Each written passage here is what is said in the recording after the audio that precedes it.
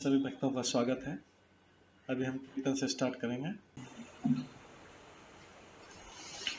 जय राधा माधव कुंज बिहारी, जय राधा माधव कुंज बिहारी, जय गोपीजन वल्लभ गिरिवर धारी, जय गोपीजन वल्लभ गिरिवर धारी, यशोदानंदन व्रज जनरंजन, यशोदानंदन व्रज जनरंजन, यमुना तीरवनचारी, यमुना तीरवनचारी, जय राधा माधव कुंज बिहारी, जय राधा माधव कुंज बिहारी, हरे कृष्णा कृष्णा कृष्णा हरे हरे, हरे राम राम राम हरे हरे, हरे कृष्णा कृष्णा कृष्णा हरे हरे, हरे राम राम राम हरे हरे, हरे कृष्णा कृष्णा कृष्णा हरे हरे, हरे राम राम राम हरे हरे, हरे कृष्णा कृष्णा कृष्णा हरे हरे, हरे राम राम राम हरे हरे, हरे कृष्णा कृष्णा कृष्णा हरे हरे, हरे राम राम राम हरे हरे, हरे कृष्णा कृष्णा कृष्णा हरे हरे, हरे राम राम राम हरे हरे, हरे कृष्णा कृष्णा कृष्णा हरे हरे, हरे राम राम राम हरे हरे, जय राधा माधव राधे, जय राधा गोविंद राधे, जय गौरनिताय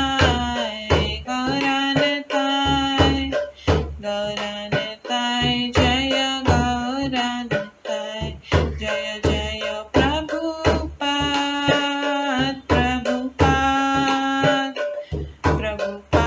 जय जय प्रभुपाद, जय जय गुरुदेव जय जय गुरुदेव, नित्य गौर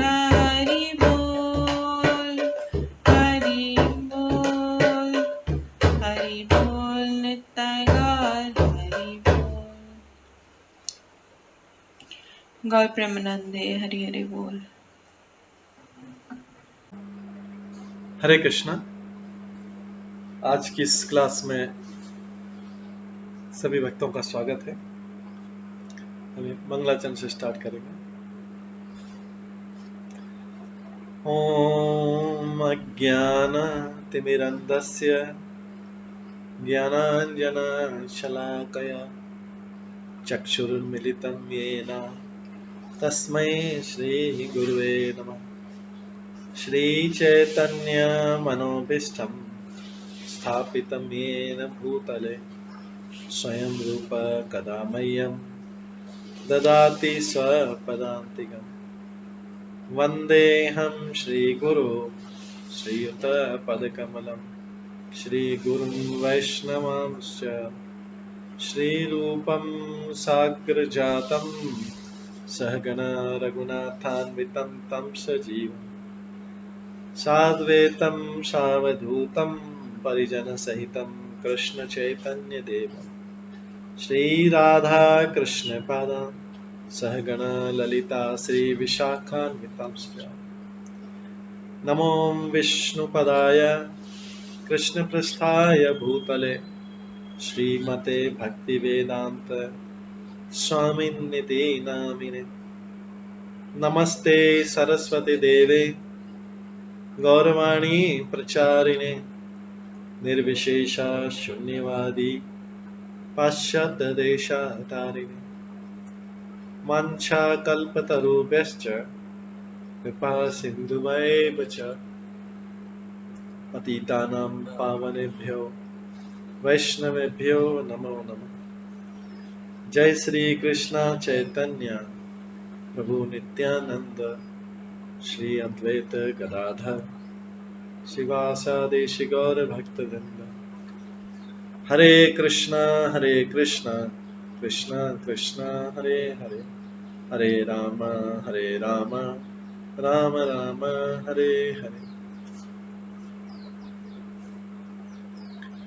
ओम नमो भगवते वासुदेवाय। ओम नमो भगवते वासुदेवाय। ओम नमो भगवते वासुदेवाय। नारायणं नमस्कृत्य नरं चैव नरोत्तमं देवीं सरस्वतीं व्यासं ततो जयमुदीरये। नष्टप्रायेषु भद्रेषु नित्यं भागवत सेवया भगवते उत्तम श्लोके भक्तिर्भवति नैष्ठिकी। कृष्णाय वासुदेवाय देवकी नंदनाय च नन्दगोपकुमाराय गोविन्दाय नमो नमः। सर्ववेदान्तसारमे श्रीभागवतम् इष्यते तद्रसामृतात् नान्यत्र स्याद्रति क्वचित्। आराध्यो भगवान् ब्रजेश कन्यस्तनधाम वृन्दावन रम्या काचिदुपासना व्रजवधूवर्गेण या कल्पिता। श्रीमद्भागवतं प्रमाणम् अमलं प्रेम कुमार्थमः श्रीचैतन्य महाप्रभुमतम् इदं तत्रादरो न परम्। मूकं करोति वाचालं पङ्गुलङ्घयते गिरिं यत्कृपातमहं वन्दे परमानन्दमाधवम्। हरे कृष्णा।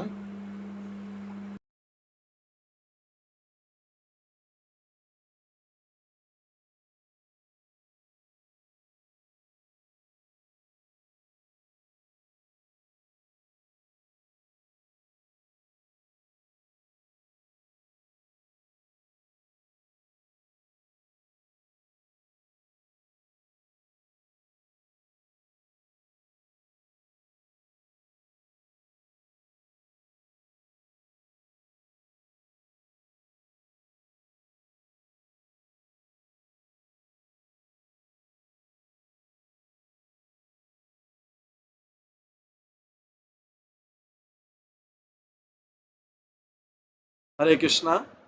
हरे कृष्णा। आज की क्लास में सभी भक्तों का स्वागत है। कल हम श्रवण कर रहे थे श्रीमद् भागवतम के चौथे स्कंद के 28वें अध्याय से,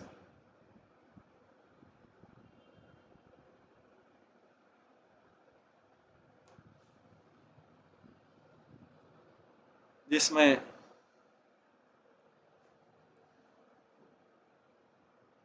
वर्णन है अगले जन्म में पुरंजन को स्त्री योनि की प्राप्ति।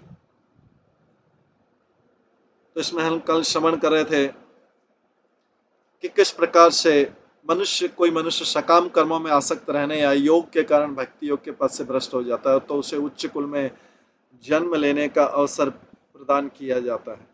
इस प्रकार भगवान द्वारा नियुक्त उच्चाधिकारी जीव की इच्छाओं को ध्यान में रखते पूर्ण न्याय बरतते। यद्यपि राजा पुरंजन अपनी पत्नी के विचारों में डूबा रहने के कारण स्त्री बना, किंतु पूर्व पुण्यों के कारण उसका जन्म राज परिवार में हुआ। पुण्य भी थे और आसक्ति भी थी। तात्पर्य कि दूसरा शरीर प्रदान किए जाते समय हमारे समस्त कर्मों का मूल्यांकन किया जाता है। इसलिए नारद मुनि ने व्यासदेव को उपदेश दिया कि मनुष्य को अन्य सारे वृत्तिपरक कर्मों को त्याग कर केवल कृष्ण भक्ति करनी चाहिए। भगवान श्री कृष्ण ने भी यही उपदेश दिया। यद्यपि मनुष्य आध्यात्मिक चेतना के पद से च्युत हो सकता है, किंतु फिर भी वह किसी भक्त या धनी के घर में मनुष्य रूप में जन्म प्राप्त करेगा। इस प्रकार से मनुष्य अपनी भक्ति को फिर से चालू कर सकता है। उपेयम वीर्यपणाम वेदर्भी मलध्वज युधि निर्जित्य राजन्यान पांड्य परपुरम जय। यह निश्चय हुआ कि राजा विदर्भ की कन्या वेदर्भी का विवाह अत्यंत शक्तिशाली पुरुष मलयध्वज के साथ किया जाए, जो पांडु देश का रहने वाला था। उसने अन्य राजकुमारों को पराजित करके राजा विदर्भ की कन्या के साथ विवाह कर लिया।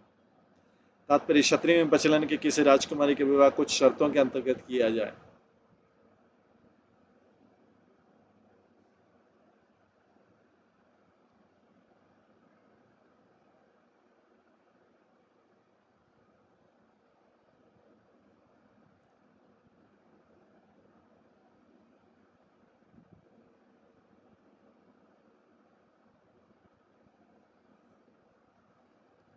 निश्चय कि राजा विदर्भ की कन्या वैदर्भी का विवाह अत्यंत शक्तिशाली पुरुष मलयध्वज के साथ किया जाए, जो पांडु देश का रहने वाला था।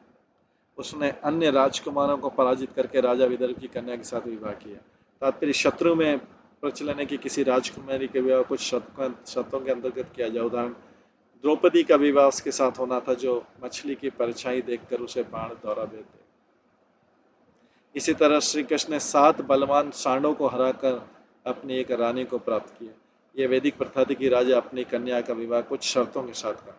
राजा विदर्भ की कन्या वैदर्भी एक परम भक्त तथा शक्तिशाली राजा को प्रदान की गई।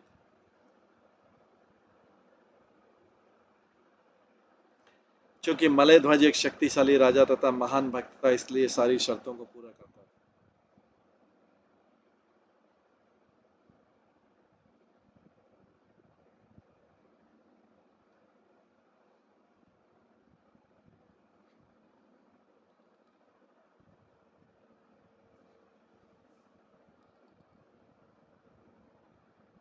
क्योंकि मलयध्वज एक शक्तिशाली राजा तथा महान भक्त था, इसलिए वो सारी शर्तों को पूरा करता था। मलयध्वज नाम ही ऐसे भक्त का सूचक है जो मलय पर्वत की भांति अटल और अपने प्रचार से अन्य भक्तों को भी अटल बनाए।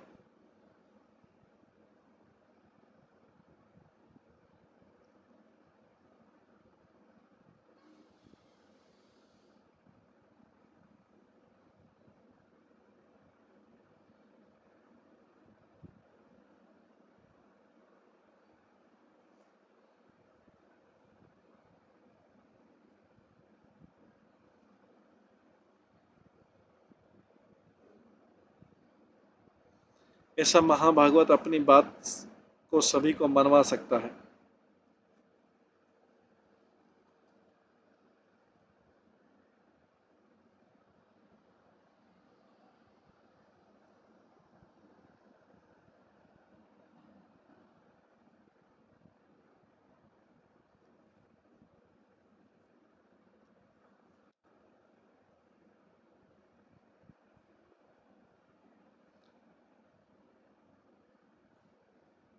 प्रबल भक्त अन्य समस्त आध्यात्मिक विचारधारा जैसे ज्ञान कर्म तथा योग के विरुद्ध प्रचार करता है। वह अपनी भक्ति पताका फहराकर अन्य आध्यात्मिक विचारधाराओं को जीतने पर अटल रहता है।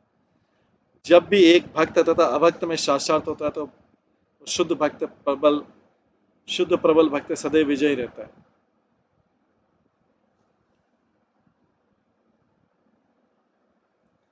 पांडे शब्द पंडा से बना है जिसका अर्थ है ज्ञान। जब तक कोई शीर्षत विद्वान न हो वो अभक्तिपूर्ण विचारों पर विजय नहीं पा सकता। पर शब्द का अर्थ है दिव्य तथा पुर शब्द का अर्थ है नगरी। परपुर वैकुंठ है और जय शब्द जीतने वाले के सूचक। इसका अर्थ है कि शुद्ध भक्त में यदि भक्ति में प्रबल हो और उसने अपने सभी अभक्तिपूर्ण विचारों पर विजय पा ली हो तो वैकुंठ को भी जीत सकता है। दूसरे शब्दों में केवल भक्ति के द्वारा वैकुंठ को जीता जा सकता है। भगवान को अजीत कहा गया है किंतु एक प्रबल भक्त अपनी दृढ़ भक्ति तथा सच्ची अनुरक्ति से भगवान को भी जीत लेता है।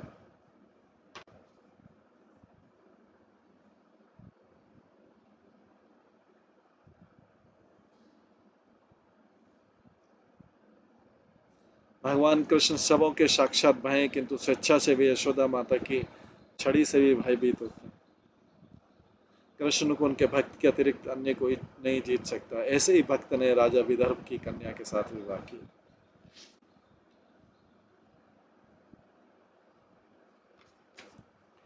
तस्यां स जनया चक्र आत्मजामसि तीक्ष्णाम् यवीयस सप्त सुतान सप्त द्रविण भूभृत। राजा मलयध्वज की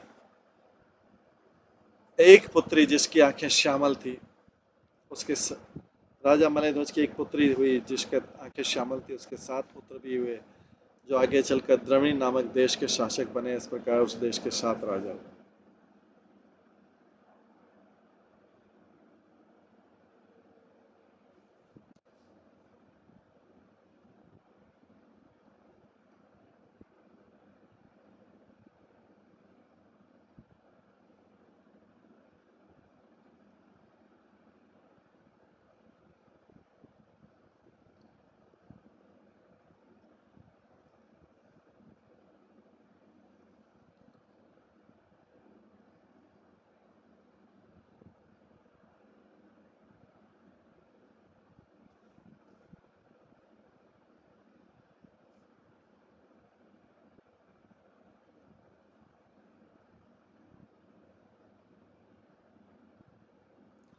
तात्पर्य राजा मलयध्वज परम भक्त था। राजा विदर्भ की कन्या के साथ विवाह करने के बाद उसकी एक सुंदर कन्या उत्पन्न हुई जिसकी आंखें श्यामल थी। आलंकारिक रूप से इसका अर्थ हो कि उसकी कन्या भी भक्ति गुण से संपन्न थी क्योंकि उसकी आंखें सदैव कृष्ण पर लगी रहती थी। भक्त के जीवन में कृष्ण के अतिरिक्त अन्य कोई दृष्टि नहीं होती। 7 पुत्र भक्ति की 7 विधाएं हैं। श्रवण स्मरण कीर्तन पूजन प्रार्थना दिव्य भक्ति करना तथा भगवान के चरण कमलों की सेवा करना। 9 प्रकार की व्यक्ति में से केवल 7 प्राप्ति थी। शेष 2 का सख्य भाव तथा आत्मनिवेदन का बाद में विकास होना था। दूसरे शब्दों में भक्ति की 2 कोटियां विधि मार्ग तथा राग मार्ग। साक्षित तथा आत्मनिवेदन ये दोनों राग मार्ग के अंतर्गत आते हैं। नवदीक्षित भक्त के लिए तो विधि मार्ग की 7 विधाएं महत्वपूर्ण है।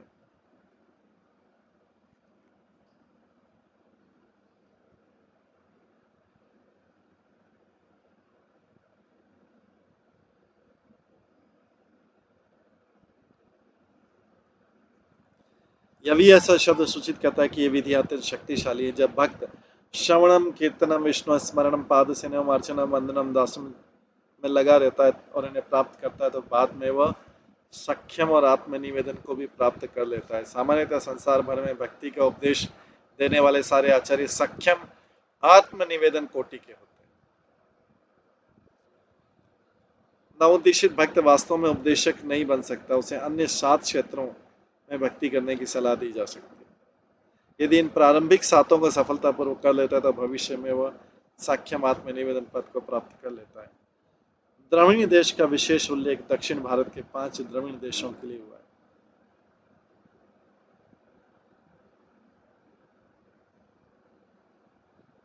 ये सब भक्ति की मूल विधियों श्रवण कीर्तन इत्यादि को संपन्न करने में अत्यंत प्रबल है। कुछ महान आचार्य जैसे रामानुजाचार्य तथा मध्वाचार्य द्रविड़ देश के ही थे। जो महान उपदेशक हुए वे सभी सक्षम आत्मनिवेदन पद पर आसीन। एक रहस्य भवत्तेषां राजन अर्बुदम भोक्ष्यते यत वंशधरे मयि मनोअंतरम परम।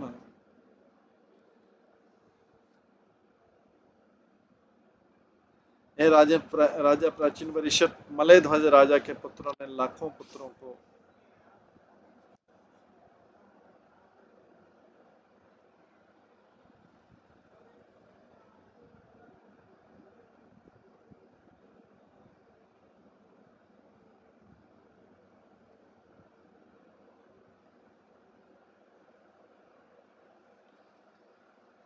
राजा परिषद मलय ध्वज राजा के पुत्रों ने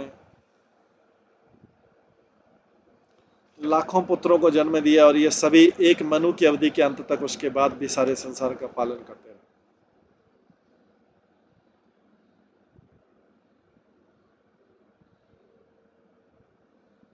तात्पर्य, ब्रह्मा के एक दिन में 14 मनु होते हैं। एक मनवंतर अर्थात मनु की आयु 71 में अगर 43,20,000 का गुणा किया जाए तो 30 करोड़ के आसपास एक मनवंतर रहता है। एक मनु के बाद दूसरा मनु आता है और इस प्रकार ब्रह्मांड का जीवन चक्र चलता रहता है। चूंकि एक के बाद एक मनु की परंपरा चलती है तो कृष्ण भक्ति संप्रदाय चलता रहता है। इसकी पुष्टि भागवत गीता में हुई। भागवत गीता में भगवान स्वयं बोल रहे हैं 4थे अध्याय के पहले श्लोक में, इमं विवस्वते योगम प्रोक्तवान अहम अव्ययम, इवं विवस्वत योगम प्रोक्तवान वयम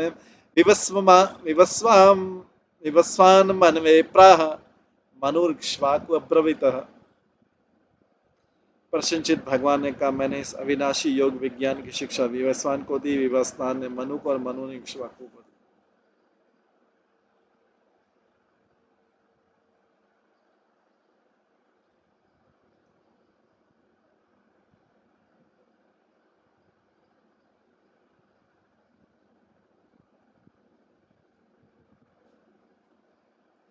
सूर्य देव विवस्वा ने भगवत गीता एक मनु को प्रदान की, उस मनु ने अपने पुत्र को दी, जिसने फिर उसे अन्य मनु को प्रदान किया।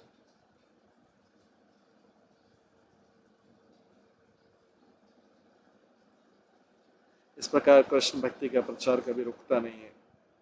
किसी को यह नहीं सोचना चाहिए कि कृष्ण भावनामत आंदोलन नया है।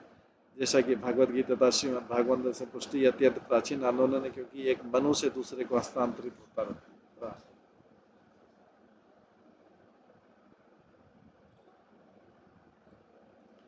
वैष्णव में कुछ व्यक्तिगत मतभेद हो सकते हैं, किंतु कृष्ण भक्ति संप्रदाय तो आगे बढ़ता रहता है। हम देख सकते हैं कि विगत 100 वर्षों में श्रील भक्ति विनोद ठाकुर के आदेश से श्रील भक्ति सिद्धांत सरस्वती गोस्वामी महाराज ने सुसंबद्ध रूप से कृष्ण भावन आंदोलन का उपदेश कार्य प्रारंभ किया। श्रील भक्ति सिद्धांत सरस्वती ठाकुर गोस्वामी महाराज के सारे शिष्य गुरु भाई हैं। यद्यपि इनमें कुछ मत भिन्नताएं तो मिलकर एक साथ काम नहीं करते, किंतु इनमें से प्रत्येक व्यक्ति अपनी व्यक्तिगत क्षमता से कृष्ण भावनामत आंदोलन को आगे बढ़ाने के लिए कार्य कर रहा है।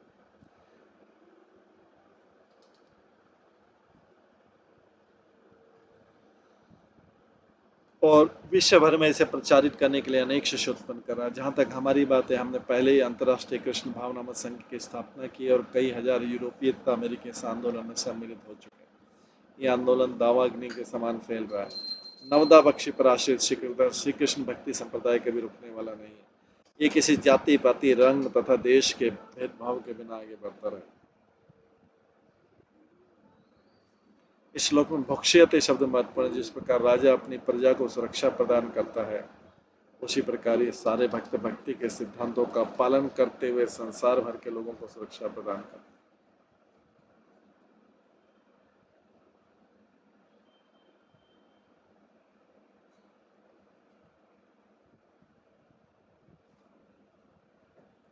संसार के लोग तथाकथित धार्मिक स्वामियों, योगियों, कर्मियों तथा ज्ञानियों से तंग आ चुके हैं, क्योंकि उनमें से कोई भी आध्यात्मिक पद तक पहुंचने का सही मार्ग नहीं बताता।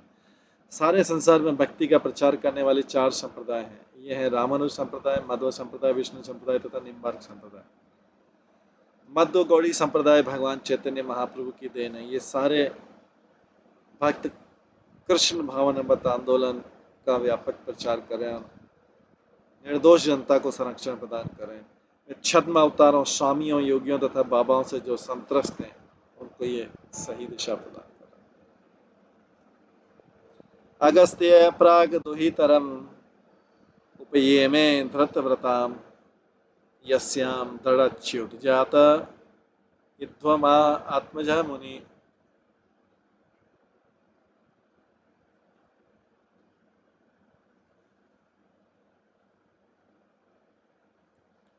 भगवान कृष्ण के परम भक्त मलय ध्वज की पहली कन्या का विवाह अगस्त मुनि के साथ हुआ। उसके एक पुत्र उत्पन्न हुआ जिसका नाम दृढ़च्युत था, जिससे इद्म महा नामक एक पुत्र उत्पन्न हुआ।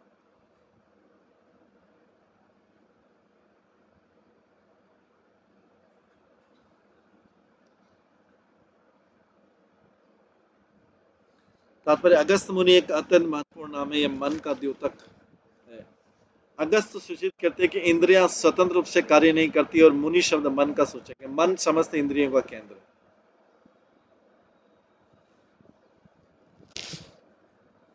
तो भगवान कृष्ण के परम भक्त मलय ध्वज की पहली कन्या का विवाह अगस्त मुनि के साथ, और अगस्त मुनि के साथ उसका एक पुत्र उत्पन्न हुआ जिसका नाम दृढ़च्युत था, जिससे इद्मवाह नामक एक पुत्र उत्पन्न हुआ। तो अगस्त सूचित करता है कि इंद्रियां स्वतंत्र रूप से कार्य नहीं करती, और मुनि शब्द मन शब्द सूचक है। मन समस्त इंद्रियों का केंद्र है और ये इंद्रियां मन के बिना कोई कार्य नहीं कर सकती। जब मन भक्ति संप्रदाय को ग्रहण करता है तो सेवा में लग जाता है। भक्ति संप्रदाय, भक्ति लता मलय ध्वज की पहली पुत्री है, और जैसा कि पहले बताया चुका, उसकी आंखें कृष्ण पर लगी रहती थी। असीत क्षण, कोई किसी देवता की भक्ति नहीं कर सकता। भक्ति तो केवल विष्णु की ही की जा सकती है, उसी को भक्ति बोलते हैं। श्रवणम कीर्तनम विष्णु, भगवान को निराकार मानते हुए मायावादियों का कहना है कि भक्ति किसी भी प्रकार की पूजा के लिए प्रयुक्त हो सकता है। नहीं, यदि ऐसा होता तो भक्त किसी भी देव या देव रूप की कल्पना करके उसकी पूजा करता, किंतु वास्तविकता ये नहीं है। वास्तविकता तो यह है कि भक्ति केवल विष्णु तथा उनके अंशों की ही की जा सकती है। अतः भक्ति लता दृढ़ बढ़ता है, क्योंकि जब मन भक्ति में लग जाता है तो च्युत नहीं।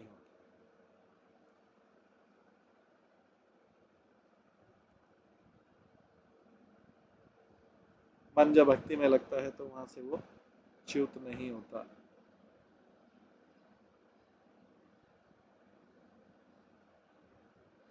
यदि कोई अन्य साधनों से जैसे कर्म योग ज्ञान योग से आगे बढ़ना चाहता है तो गिर जाता है, किंतु भक्ति, यदि भक्ति में स्थिर है तो गिरता नहीं है। इस प्रकार भक्ति लता से दृढ़च्युत नामक पुत्र उत्पन्न हुआ। दृढ़च्युत से इद्मवाह नाम उत्पन्न हुआ। इद्मवाह का अर्थ है अपने गुरु के पास यज्ञ समिधा लेकर जाना। कहने का तात्पर्य कि भक्ति लता, पुत्र के नाम तो भक्ति लता, तो भक्ति लता मनुष्य को आध्यात्मिक पद पर स्थिर कर देती। इस प्रकार स्थिर करने वाला कभी नहीं गिरता, और उससे जो पुत्र उत्पन्न होंगे वे शास्त्रीय आदेशों के दृढ़ पालक होंगे। जैसा कि वेदों का कथन है, तद विज्ञानार्थ स गुरुमेवाभिगच्छति समित पाणि क्षत्रियम ब्रह्मनिष्ठम। जो भक्ति में दीक्षित होते हैं वे वैदिक शास्त्रीय आदेशों के दृढ़ पालक।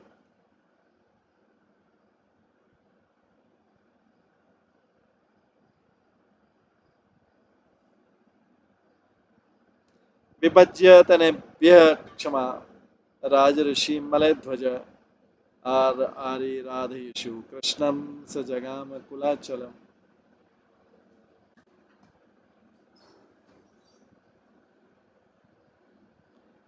इसके पश्चात राजऋषि मलय ध्वज ने अपना सारा राज्य अपने पुत्रों में बांट दिया।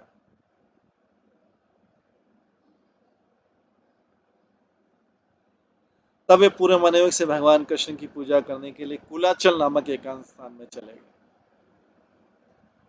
महाराजा मलय ध्वज निश्चित से महाभागवत थे। भक्ति करने के कारण भक्ति संप्रदाय का प्रचार करने के लिए उनके कई पुत्र तथा शिष्य हुए। वास्तव में सारा संसार ऐसे शिष्यों में विभाजित हो जाना चाहिए और हर एक को कृष्ण भक्ति संप्रदाय का प्रचार करने में लग जाना चाहिए। दूसरे शब्दों में, जब शिष्य बड़े हो जाए और प्रचार कार्य कर सके तो गुरु को चाहिए कि अवकाश ग्रहण कर लें और एकांत स्थान में बैठकर लिखें तथा निर्जन भजन करें। इसका अर्थ हो कि मौन होकर एकांत वास तथा भक्ति। ये निर्जन भजन जो एकांत में परमेश्वर की आराधना है, ये नवदीक्षित के लिए संभव नहीं है। श्री भक्ति सिद्धांत सरस्वती ठाकुर ने कभी भी नवदीक्षित भक्तों को किसी एकांत स्थान में जाकर भक्ति करने की सलाह नहीं दी। उन्होंने संबंध में गीत लिखा है, दुष्ट मन तुम्हें किसे रे वैष्णव, प्रतिष्ठारे तरे निर्जरे घरे तब हरि नाम केवल कहते। अरे मेरे मन, तुम किस तरह के भक्त हो? केवल सस्ती पूजा के लिए तुम एकांत स्थान में बैठकर हरे कृष्ण महामंत्र जपने का स्वांग भरते हो, किंतु ये सब धोखा है। इस प्रकार श्रील भक्ति सिद्धांत सरस्वती ठाकुर ने सदैव इसका समर्थन किया कि प्रत्येक भक्त योग्य गुरु के निर्देशन में भक्ति संप्रदाय का उपदेश सारे विश्व में दे। प्रौढ़ हो जाने पर एकांत स्थान में बैठा जा सकता है और संसार भर में प्रचार कार्य से अवकाश ग्रहण किया जा सकता है। इस आदर्श का पालन करते अंतर्राष्ट्रीय कृष्ण भावना मत के भक्तगण संसार भर के विभिन्न भागों में उपदेश देने का कार्य करते हैं। अब वे अपने गुरु को सक्रिय उपदेश कार्य से विराम लेने के लिए छोड़ सकते हैं। गुरुओं के जीवन की अंतिम अवस्था में भक्तों को चाहिए कि उपदेश कार्य अपने हाथ में ले ले। इस प्रकार गुरु जो है निर्जन स्थान में बैठकर निर्जन भजन कर सकता है।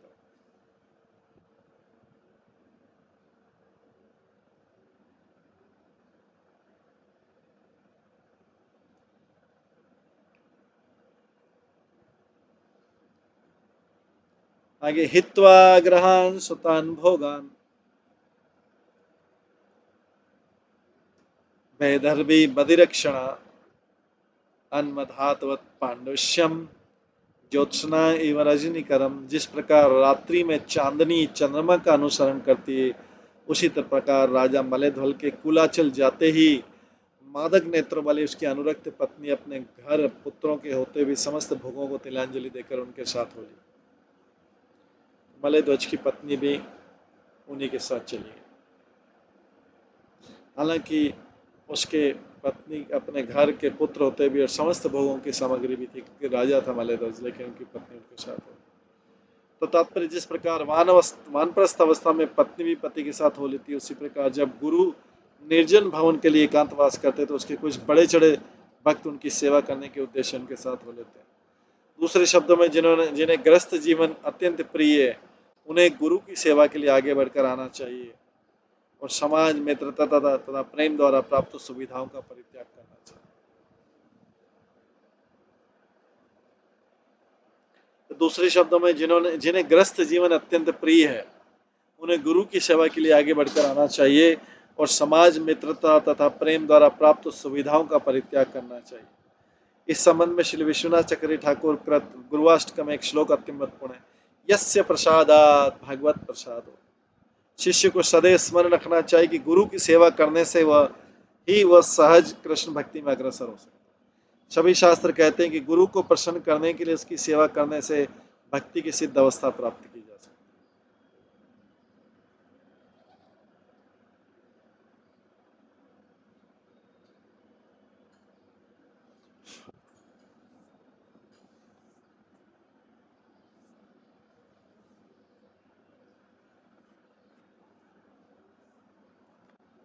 इस श्लोक का मदिर रक्षण शब्द महत्वपूर्ण है। इसलिए जीव गोस्वामी ने अपनी कृति संदर्भ में मदिर शब्द की व्याख्या की है, मादक के रूप में की है। यदि अर्च विग्रह को देखकर किसी भी की आंखें मादक बन जाए तो उसे मदिर रक्षण कहा जाता है। अगर भगवान के अर्च विग्रह को देख के किसी को नशा आ जाए, परमानेंटली नशा,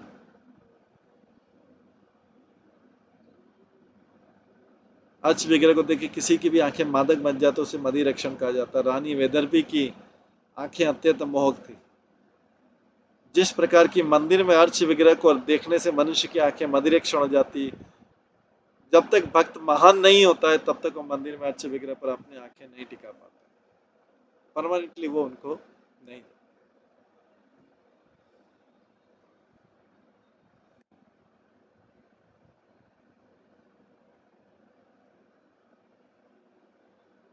जब तक भक्त महान नहीं हो पाता तब तक वो मंदिर के अर्च विग्रह पर अपनी आंखें पूरी तरह से टिका नहीं पाता। तत्र चंद्र वसानाम ताम्र पर्णी वटोदका तत पुण्य सलीले नित्यम उभयत्र आत्मन मृज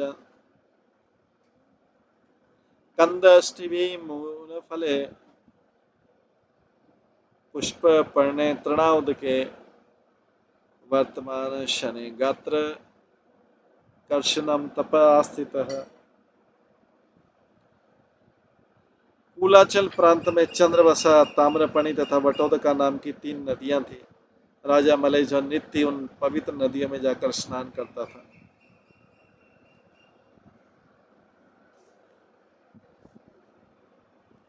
इस प्रकार उसने बाहर तथा अंदर से अपने को पवित्र कर लिया था। स्नान करता और कंद, बीज, पत्तियां, फूल, जड़ें, फल तथा घास खाता तथा जल पीता। इस प्रकार वो कठिन तपस्या करने लगा। अंत में वह अत्यंत क्रश हो गया। तात्पर्य है, हम निश्चित रूप से देख सकते हैं कि कृष्ण भक्ति में अग्रसर होने के लिए मनुष्य को अपने शरीर भार पर नियंत्रण रखना चाहिए। यदि कोई अत्यधिक मोटा हो जाएगा तो समझना चाहिए कि वो आध्यात्मिक रूप से उन्नति नहीं कर पा रहा है। श्री भक्ति सिद्धांत सरस्वती ठाकुर अपने मोटे शिष्यों की कटु आलोचना किया करते थे।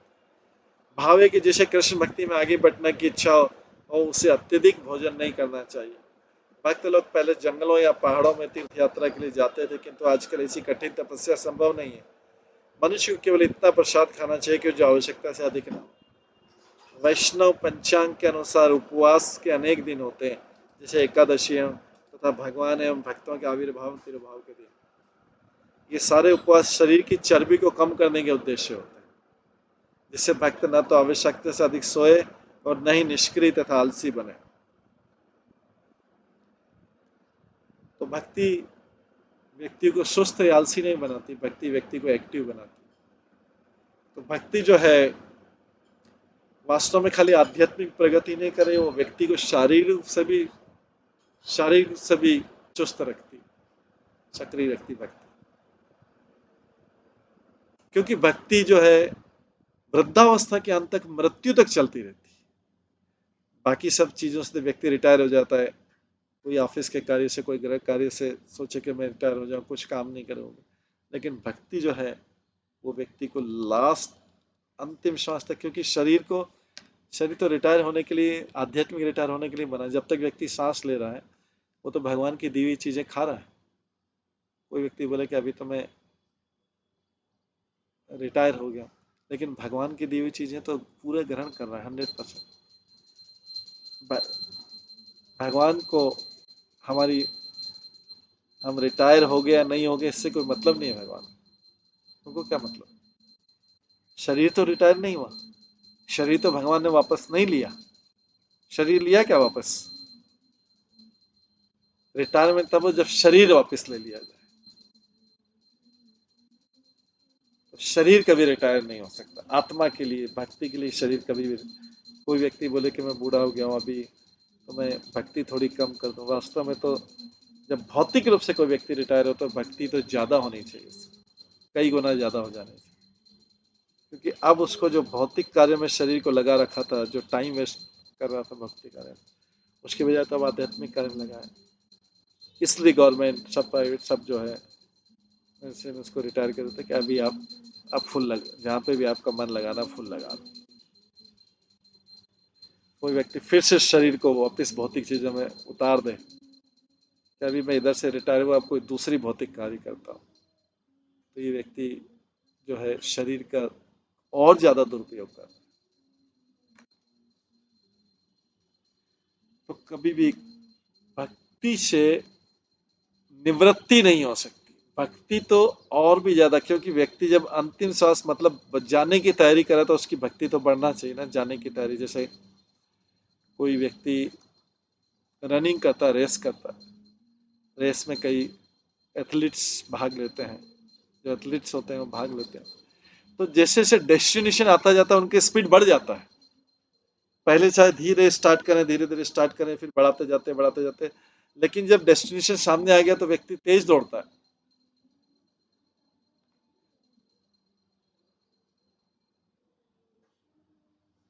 और वहीं व्यक्ति कोई गिर जाएगा तो फेल हो जाएगा, वहीं व्यक्ति कोई सो जाएगा तो गया, उसकी सारी रेस बेकार चली गई। तो इसलिए उसके पास जाके और तेज दौड़ता है, मतलब ज्यादा कर लेता है, एफर्ट्स ज्यादा प्रयास करता है।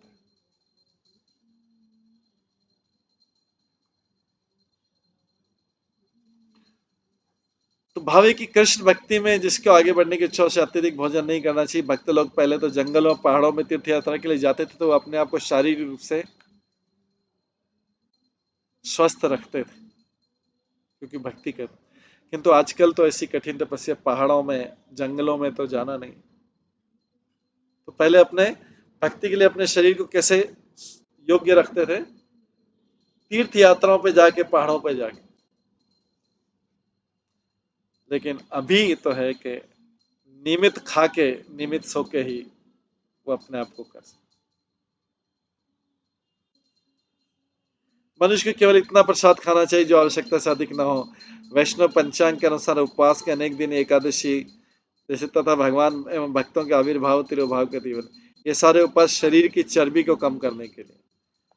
तो किसी भक्त को फेस्टिवल के अलावा वैष्णवों के सारे फेस्टिवल को भी सेलिब्रेट कर सकते। जिससे भक्त न तो ये किस लिए बनाए गए हैं, जिससे भक्त न तो आवश्यकता से अधिक सोए और निष्क्रिय आलसी बने। सारे वैष्णव आचार्य के अधिक खाने से अधिक नींद आएगी और अधिक नींद आने से अधिक चर्बी बढ़ेगी।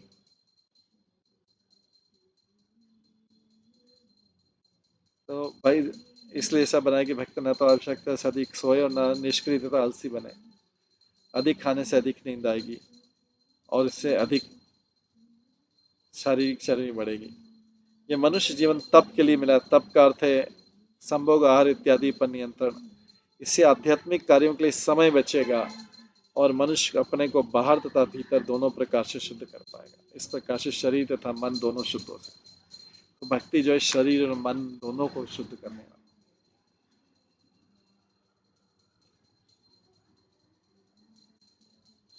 तो भक्ति व्यक्ति को सक्रिय और फिट रखती है, अगर भी व्यक्ति पूरी क्रियाएं करे भक्ति के अनुसार।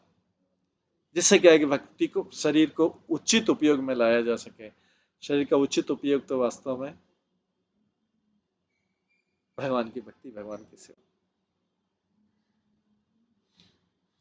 शरीर अपनी सेवा करने के लिए नहीं बनाया है, इस भौतिक जगत की सेवा करने के लिए नहीं बनाया। शरीर वास्तव में भगवान की सेवा करने के लिए बनाया। तो जितना इस भौतिक जगत में लगेंगे उतना भगवान की सेवा कम हो रही है, उतना भगवान की सेवा कम हो रही है।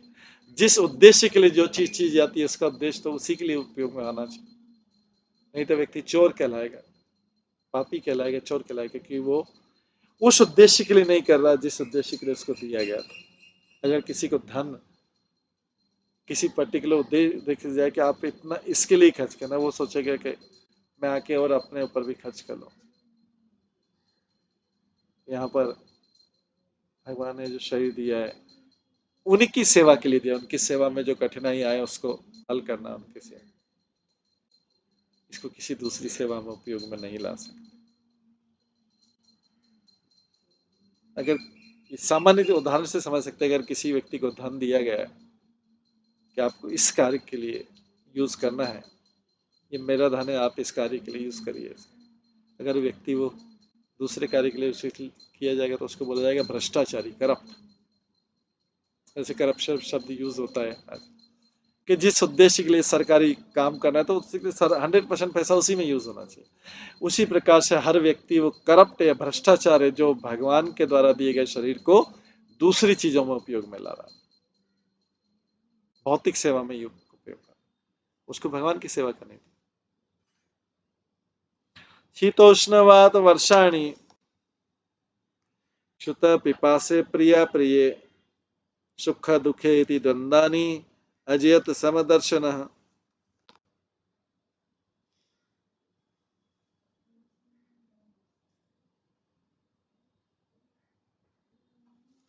तपस्या के द्वारा मलय भय ध्वज धीरे धीरे शरीर तथा मन से जाड़ा तथा गर्मी, सुख तथा दुख, वायु तथा वर्षा, भूख तथा प्यास, अच्छा तथा बुरा, इन द्वैत भावों के प्रति समान दृष्टि वाला हो गया।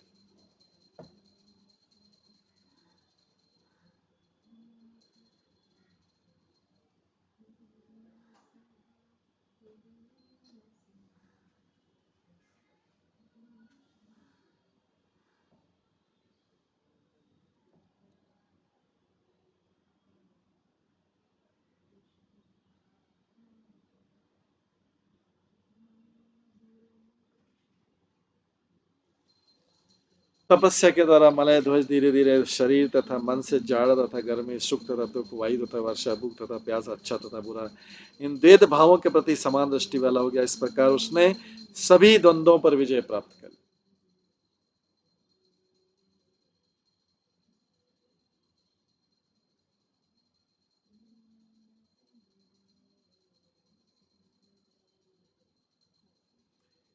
अभी वानप्रस्थ अवस्था में तपस्या कर रहा था, उनकी पत्नी भी उनके साथ में थी वानप्रस्थ अवस्था। मुक्ति का अर्थ है, तात्पर्य मुक्ति का अर्थ है संसार के द्वैतता से छुटकारा पाना। संसार में जो ड्युअलिटी, जब तक कोई स्वरूप सिद्ध नहीं होता उसे संसार के द्वंद्व संघर्ष से गुजरना पड़ता है। भगवत गीता में भगवान कृष्ण अर्जुन को उपदेश देते कि वो सहनशीलता के द्वारा सारे द्वंद्वों पर विजय प्राप्त करे। सहनशीलता से सारा कार्य धीरे धीरे संपन्न हो जाता है।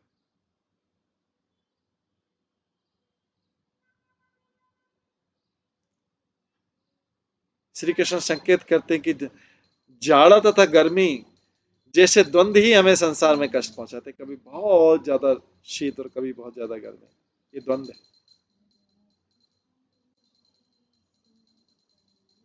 तो जैसे आता है भगवत गीता, मात्र स्पर्शास्त्र कौन्तेय या शीतोष्ण सुख दुखदा आगम पाइन नित्या से तन से दीक्षे भारत। तो कृष्ण अर्जुन को सलाह दे रहे हैं कि द्वंद्वों से, संसार के द्वंद्वों पर सहन करो। द्वंद्व में दिन रात, सर्दी गर्मी, सुख दुख, अच्छा बुरा, ये सब द्वंद्व है। क्यों भगवान चाह रहे हैं? क्योंकि भगवान चाह रहे हैं कि जिससे व्यक्ति इन द्वंद्वों को सहन करता रहेगा तो मेरे में मन लगा रहेगा। पर द्वंद्वों के साथ, गर्मी के साथ गर्म हो जाएगा, ठंडी के साथ ठंडा हो जाएगा, बारिश में भीग जाएगा, वो उसको अगर इन सब चीजों से प्रभावित हो रहा है, इसका मतलब है कि वो कहीं स्थिर नहीं है। तो श्री कृष्ण संकेत करते हैं कि जाड़ा तथा गर्मी जैसे द्वंद्व ही हमें इस संसार में कष्ट पहुंचाते हैं। जाड़ों में व्यक्ति स्नान नहीं करना चाहता और किंतु गर्मियों में कई बार स्नान करना चाहता है। इस प्रकार श्री कृष्ण उपदेश देते हैं कि जब जीवन में इस प्रकार के द्वंद्व आए तो विचलित नहीं रहना चाहिए। अगर कोई व्यक्ति 2-3 बार स्नान करता है तो चाहे जाड़ा हो चाहे गर्मी हो, समान है।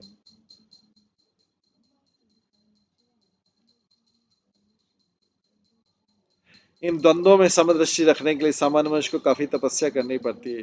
जो जीवन के द्वंद्वों से विचलित होता है वो एक सापेक्ष स्थिति ग्रहण कर चुका था, उसे शास्त्रों में वर्णित तपस्या करनी चाहिए, जिससे वो भौतिक शरीर को लांग कर इस सांसारिकता का अंत कर दे। राजा मलय ध्वज ने गृह त्याग करके कुलाचल जाकर पवित्र नदियों में स्नान कर केवल फल मूल पत्तियां जैसे वनस्पति खाकर और पकाया हुआ भोजन अन्न त्याग कर कठिन तपस्या की।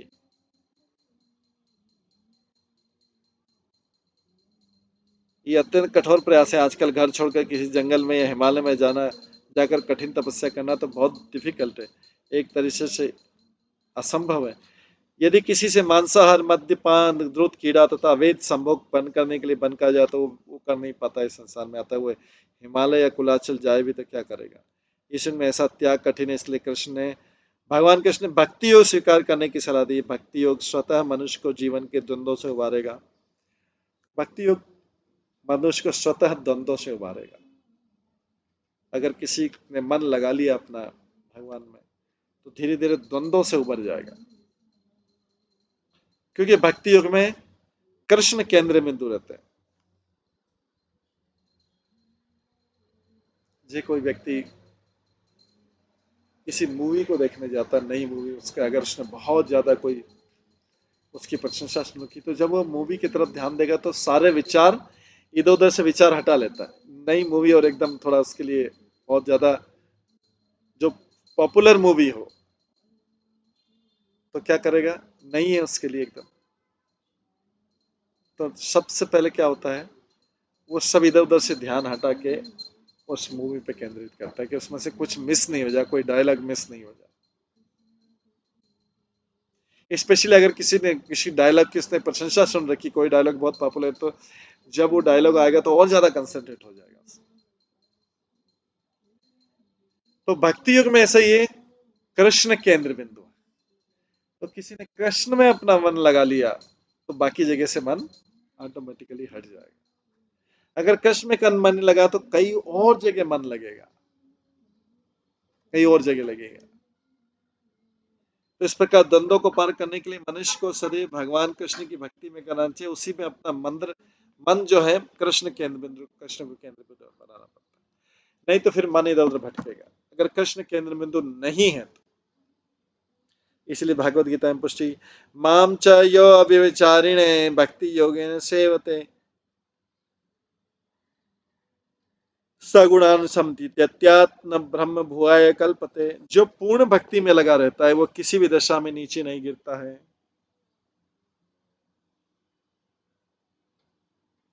जो पूर्ण भक्ति में लगा रहता है वो किसी भी, क्योंकि केंद्र बिंदु कृष्ण हो गया है, अभी मन इधर उधर भटकेगा नहीं। गोपियों का मन हमेशा कृष्ण में लगा रहता है। प्रहलाद की इतनी सारी कठिन समस्याओं के बाद भी उनका मन कृष्ण में केंद्रित। इस प्रकार द्वंद्वों को अगर किसी को पार करना है, सर्दी गर्मी, दुख सुख, दिन रात, अच्छा बुरा, इन द्वंद्वों को पार करना है तो मनुष्य को सदैव भगवान की भक्ति में केंद्रित रहना चाहिए।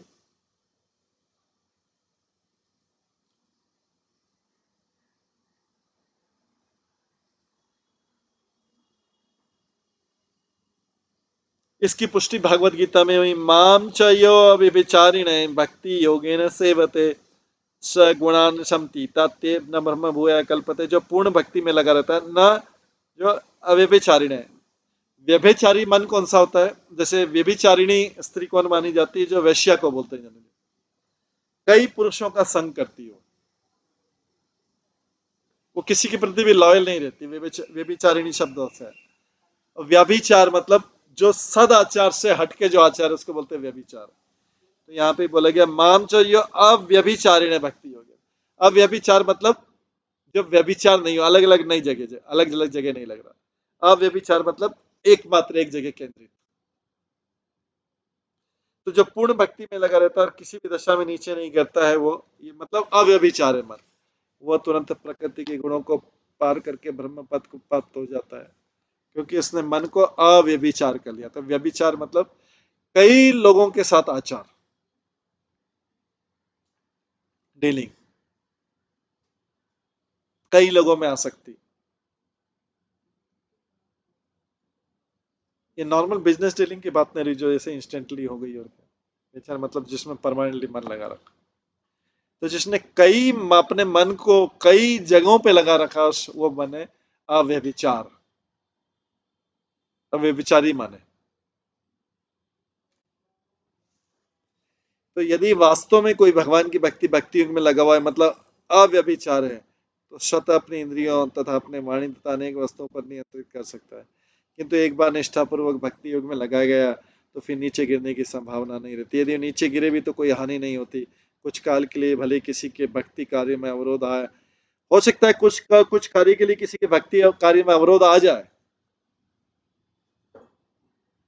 किंतु जो ही उसे दूसरा अवसर मिलता है वो तो अभ्यास करता है, वहीं से दोबारा प्रारंभ हो जाता है जहां पर उसने छोड़ा था। इसलिए मन को, श्लोक शिक्षा दे रहा, मन को अव्यभिचारी बनाना। मन कई जगह आसक्त नहीं है। सामान्य डीलिंग से आसक्त नहीं होता, जनरल डीलिंग से आसक्त नहीं होता। जब व्यक्ति पूरा उसमें, उसका पूरा मन पूरी तरह से उधर भी केंद्रित है उधर भी केंद्रित है, तो वो अव्यभिचारी मन।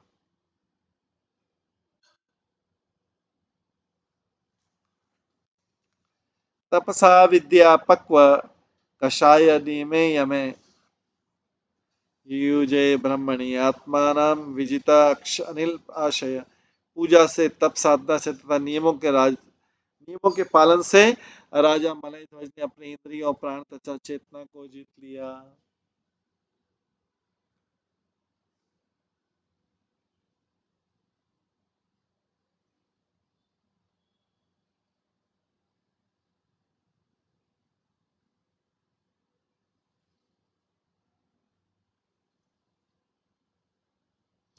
तात्पर्य, जब भी ब्रह्म शब्द आता है तो निर्विशेषवादी उसका अर्थ ब्रह्म ज्योति के रूप में करते हैं, किंतु वास्तव में परब्रह्म तो कृष्ण है, वासुदेव है। जैसा कि भगवद गीता में कहा, वासुदेव सर्वमिति।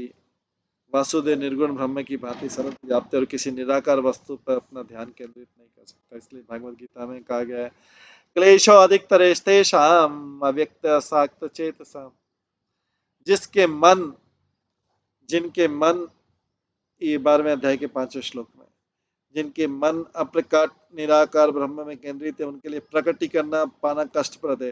अतः जब यहाँ पर कहा गया है कि राजा मलयध्वज ने अपने मन ब्रह्म में स्थिर कर लिया तो ब्रह्म का अर्थ है भगवान वासुदेव। आस्ते स्थाणु इवैकत्र दिव्यम वर्ष शतम स्थिर वासुदेवे भगवतीन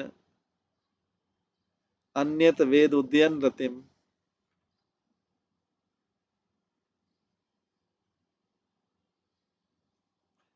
भगवद गीता में कहा गया बहुनाम जन्मनाम अन्ते ज्ञान माम प्रपद्यते वासुदेव सर्वमिति स महात्मा सुदुर्लभ। अनेक जन्म जन्मांतरों के बाद जिसे वास्तव में ज्ञान होता है वो मुझे समस्त कारणों का कारण बनकर मेरी शरण में आ जाता है और मुझी को सब कुछ मानता है। ऐसा महात्मा अत्यंत दुर्लभ रहता है। ऐसा ऐसा कब मिल पाता है? बहु नाम जन्म नामंते, कई कई जन्मों के बाद ऐसा ज्ञान मिलता है कि कृष्ण ही सब कारणों के कारण है।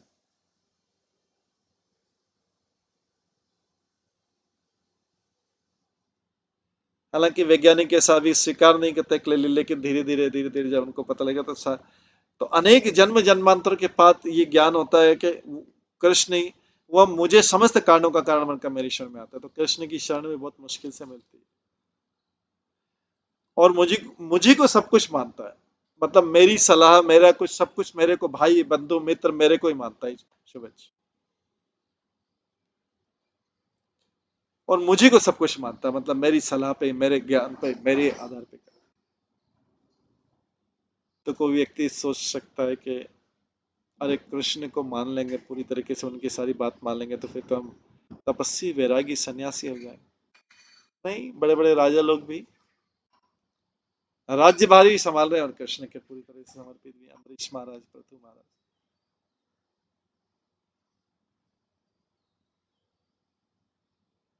भगवान को किसी को सन्यासी बनाने का शौक नहीं है। भगवान चाहते कि मन उन पे केंद्रित रहे बस। यहाँ पे ही बोल रहे हैं मन पे तो अनेक जन्म जन्मांतरों के बाद मुझे वास्तव में ज्ञान होता है, वो मुझे समस्त कारणों का कारण मेरी क्षण में आता है। मन भगवान पे केंद्रित रहना चाहिए, भगवान को मन से मतलब, और मुझी को सब कुछ मानते, ऐसा महात्मा अत्यंत दुर्लभ होता है। तो ऐसा नहीं कि महात्मा केवल साधु के भगवे वेश में ही होता है, वही महात्मा है। जिसने भी अपने मन को भगवान में केंद्रित कर लिया वो महात्मा है। ऐसा महात्मा दुर्लभ, सुदुर्लभ होता है, क्योंकि हर किसी ने मन को कई कई जगहों पे लगा रखा। जब व्यक्ति ने मई को केंद्र लगा था, तो जब कई जगह लगा था तो नेचुरली किसी भी जगह अच्छी तरीके से नहीं लगा पाता, क्योंकि मन अभी डिवाइडेड हो गया। एक को लगाएगा तो दूसरी की तरफ ध्यान नहीं जाएगा, दूसरे की तरफ लगाएगा तो तीसरे की तरफ ध्यान नहीं दे पाएगा, तीसरे की तरफ लगाएगा तो चौथे की तरफ ध्यान नहीं दे पाएगा।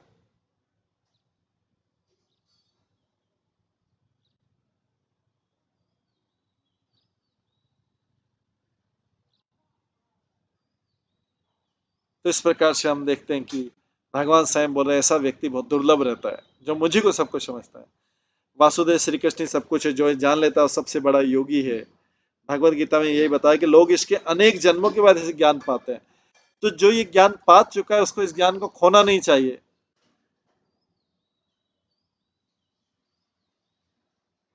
राजा मलय ध्वज ने इसके पाने के लिए 36,000 वर्षों तक तपस्या की और उसके बाद वे भगवान की भक्ति में स्थिर हुए।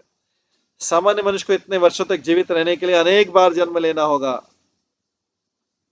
इससे श्री कृष्ण के अभिमत की पुष्टि होती। कृष्ण चेतना प्राप्त करना तथा कृष्ण ही सब कुछ है, इस विचार में स्थिर रहना तथा कृष्ण की सेवा करना इस सिद्धि अवस्था के लक्षण है। जैसा कि चैतन्य चेतावनी में कहा गया, कृष्ण भक्ति के लिए सर्व काम करते हुए, ये बहुत, कृष्ण भक्ति के लिए सर्व कर्म करत हो, कृष्ण की भक्ति करने सारे काम हो गए, अपने आप हो गए।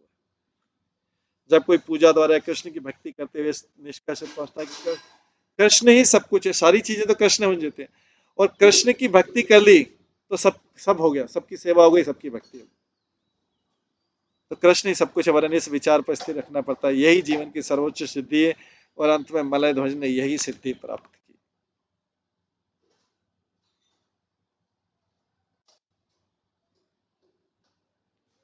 इस प्रकार से देखते हैं कि इसमें मलय ध्वज का आया है क्योंकि मलय ध्वज